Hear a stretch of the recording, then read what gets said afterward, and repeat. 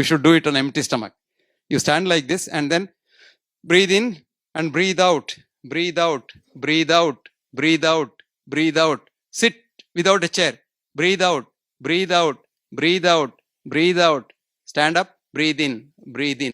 How do we get rid of the plaques in the arteries without statins, for example? And the second question is, if someone is detected with, say, 90% blockage or something, and having stent implanted is good or not? Good. Both questions are good. They are really good questions. You know what it shows? Are you an engineer? Yeah, see, how did I know? How did I know? Because only an engineer can illogically think that if there is a block, that must be removed. There is a toilet block, it must be removed, no? If the toilet pipe is blocked, water to come, you put a new pipe. But unfortunately, the human body is non-linear and non-Euclidean, so you can't apply your Euclidean linear mathematics there. When the block starts as a child, God starts giving you bypasses. They are called collaterals. So it's good. It's good to have a block. Remember that? Don't try to remove the block.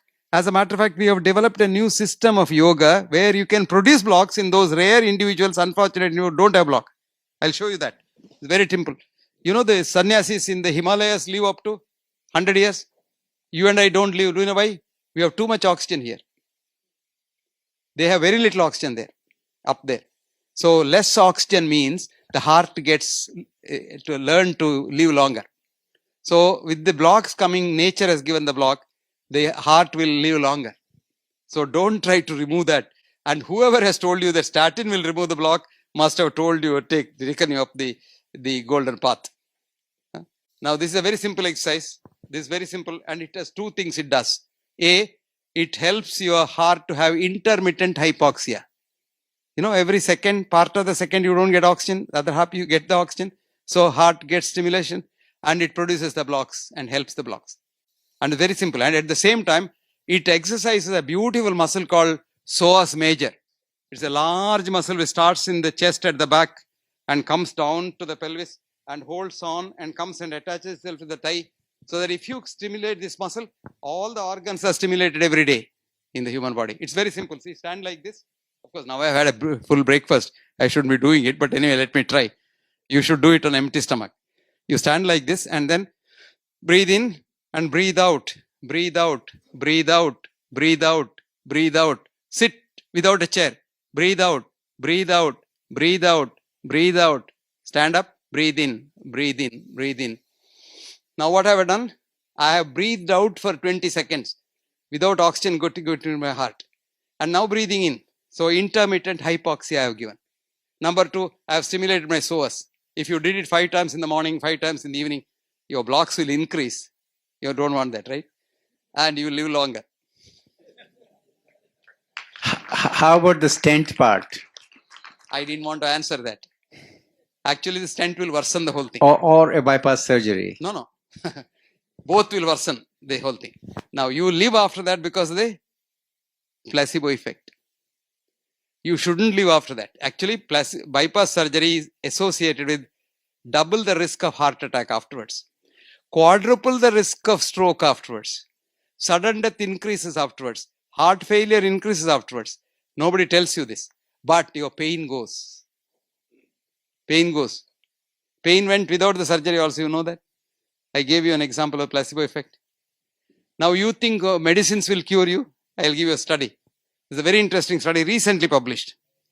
Published in one of the most prestigious journals called Science Translational Medicine, STM. And this was done in 4 universities, Oxford, Cambridge, Hamburg and Munich. Led from Oxford by Professor Bingel, who is the professor of medicine in Oxford. You can write down. You can write, I'll give you a reference. Good. You have a clerk also. Paid clerk or unpaid clerk? Yeah. I saw an American plaque which said, I am the boss of the house. I have permission of my wife to say so. Go on. Tell. Write down.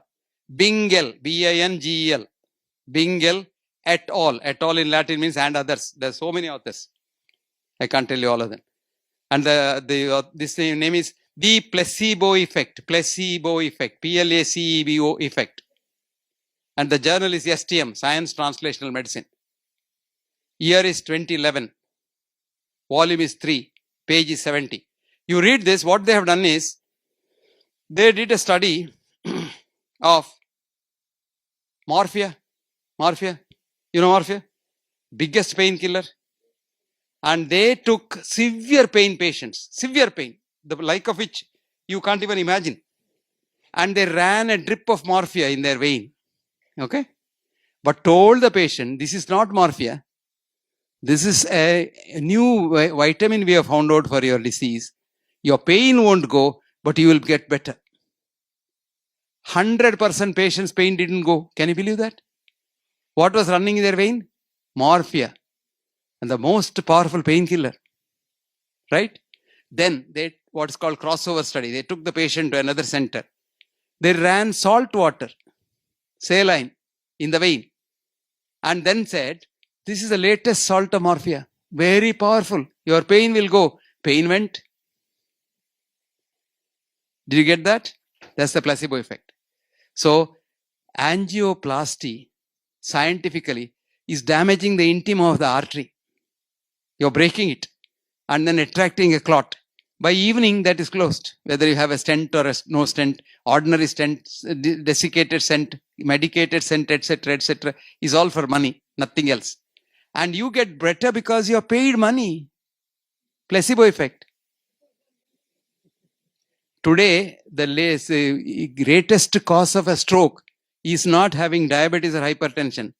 Going to a hospital with bypass facilities after chest pain is the biggest risk for stroke. 50% of them get a stroke after bypass surgery. 97% of them get multiple emboli and the cognitive defect, which settles down to 47%. They don't know, they forget so many things. They don't, sometimes they forget their boss's name, etc., etc. You get the point? But this is not known, no? This world is worklish kit. Do you know how bypass surgery started? You don't know. And how it became a business? You don't know. If you knew, you wouldn't have bypass surgery. It is not how I knew you are an engineer. I knew because a lot of people do this. This one man called Subramanya Swami. Have you heard of him? Some years ago, he came to me. Somebody brought him to me, some chest pain, which was, of course, little. So I examined him and said, look, nothing to worry. You're stressed so much, you little go slow. That was the time he was contesting for the parliament from Madurai. And he said, what are you talking, doctor? There's a block. And I'm an economist. I'm a professor of economics in Harvard. I said, that's the problem. That's the problem.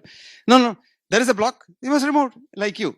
Then I told him, it's not like that, Mr. Swami.